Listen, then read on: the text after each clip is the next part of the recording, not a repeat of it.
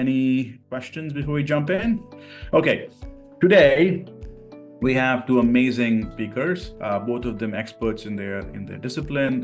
One is Cara Manion, and she continues to teach with us around CRM experimentation. She's probably one of the most preeminent experts in CRM testing. So excited to have Cara in to teach with us. And then Arun was her partner at Measured. He built out all the tech. He was basically a tech lead for all the CRM products he has built, but he's also built a ton of other. He built all my data pipelines for the underlying attribution product at Measured. Phenomenal technical mind. And then I will do about 15-20 minutes on the certification process. And then there is an invited lecture. We have three gentlemen. And the topic is, how do you communicate marketing's effectiveness to the board, the stakeholders and whatnot? Phenomenal discussion usually. And then it's an AMA session. We'll kind of leave the last 30-45 minutes open for any questions we have we want to address. Okay, so CRM experimentation. So this is all about figuring out how to maximize the value of first-party data across a house file or across your customer base or across all of your first-party data that a brand may acquire once they start collecting that data and saving that data in like a CRM type of database. The only thing that we knew going into the exercise was that the business was down 12%, right? And we had like 2 weeks to do something about it.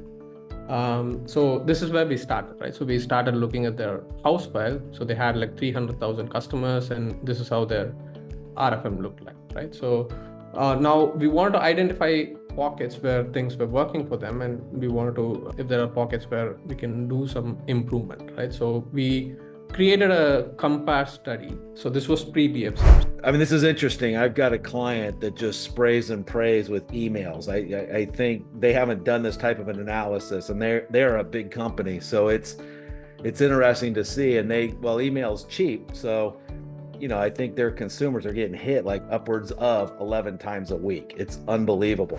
I came into marketing measurement by accident. I was a database internals engineer. See, one of the things about the whole storytelling is like, you never get it right the first time. So my thesis has always been like, involve stakeholders as early as possible. I think the biggest thing that I found is providing context, right? You throw a number out there, an abstract number, someone's going to challenge it, right?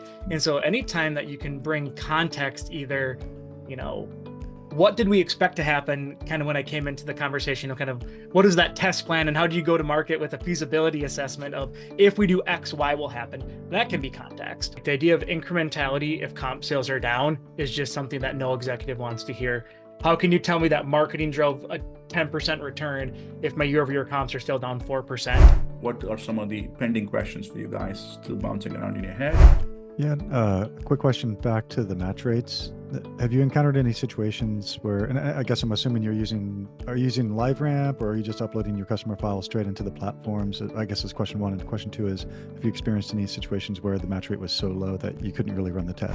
How critical is it to try to be working directly with CFOs and CEOs? When it comes to like D2C brands that expand into retail, have you had any experience trying to gauge if that's cannibalizing their D2C sales? How would you go about doing that? With that, there's no more questions. And thank you so much for spending 2 weeks with us. Appreciate it. And it's a bonding experience for the Attribution Tribe. Hopefully we'll stay connected, and appreciate the time you spent with us.